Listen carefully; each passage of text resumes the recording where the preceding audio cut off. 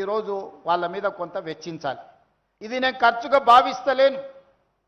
27,000 కోట్ల రూపాయలు దాదాపుగా ప్రతి సంవత్సరానికి ఈరోజు విద్యార్థుల మీద చదువుల మీద నేను ఖర్చు పెడుతున్నా. గతంలో ఎక్కడ ఖర్చు అయిపోయేదో తెలియదు. నేను ఎవరిని విమర్శించదలుచుకోలేదు, కానీ ఈరోజు బాధ్యతాయుతంగా విద్యాశాఖ నా దగ్గరనే పెట్టుకొని నేనే స్వయంగా మన ఆరుట్లకి వెళ్ళి ఆ పాఠశాలలో బ్రేక్ఫాస్ట్ ప్రారంభించి అక్కడ ఎంత మంచిగా వంట చేస్తున్నారో ఏందో అన్నీ నేను చూసి వచ్చిన. నిరంతరం కలెక్టర్లను ఎస్పీలను ప్రభుత్వ పాఠశాలకు వెళ్ళి ఆ స్కూల్లో నాస్టా చేయండి, ఎక్కడైనా నాణ్యత లోపం ఉంటే తక్షణమే చర్యలు తీసుకోండి అని చెప్పిన. మొన్న క్యాబినెట్లో పిల్లలకు మాత్రమే టిఫిన్ లంచ్ పెడితే టీచర్లు తినకపోతే టీచర్లు దాన్ని పట్టించుకోరు. అందుకే 1,25,000 మంది టీచర్లకు మీరు కూడా టిఫిన్ నా లంచ్ అక్కడనే చేయాలని వాళ్ళకు కూడా ఇప్పుడు నిధులు ఇవ్వడమే కాకుండా చట్టం చేసిన. ఎప్పుడైతే సార్ అక్కడ టిఫిన్ తింటాడో, సార్ అక్కడ లంచ్ చేస్తాడో, పిల్లలకు పెట్టే భోజనం ఎట్లుందో సార్కు రుచి తెలుస్తుంది. సార్కు రుచి తెలిసినాక ముఖ్యంగా మహిళా టీచర్లే ఎక్కువ మంది ఉన్నారు. అమ్మ మనసు ఊరుకుంటుందా వంట బాగలేకపోతే? ఏ పిల్లలైనా తల్లులు తమ పిల్లలాగానే చూస్తారు, కానీ వండిన వంట ఉప్పు కారం చక్కగా లేకపోతే ఏ అమ్మ ఊరుకోదు. బళ్ళో ఆమె టీచర్ ఉండొచ్చు, కానీ ఇంటికి పోతే ఆమె కూడా తల్లే కదా.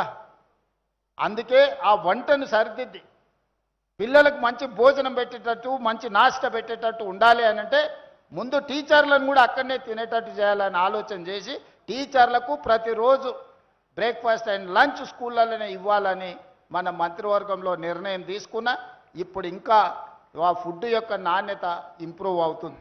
అందుకే ఈరోజు మా అధికారులకు, మా సీతక్కకు, అక్క ఎన్ని పెన్షన్లు ఇచ్చినా, ఎన్ని ఇండ్లు ఇచ్చినా, ఎన్ని షాది ముబారకులు ఇచ్చినా కొత్త వాళ్ళు వస్తూనే ఉంటారు, కొత్తగా అడిగేవాళ్ళు ఉంటారు.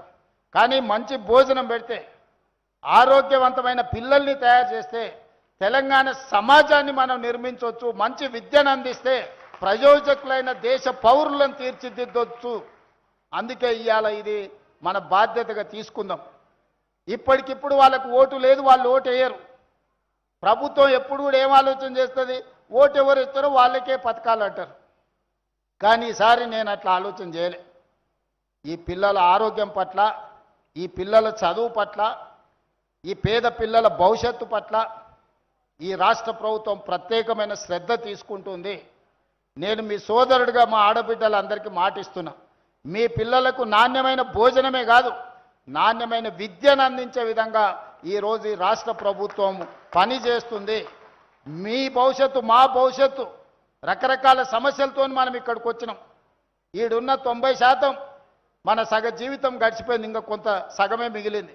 కానీ ఆ పిల్లల మొత్తం భవిష్యత్తు ఈరోజు మన చేతుల్లో ఉంది.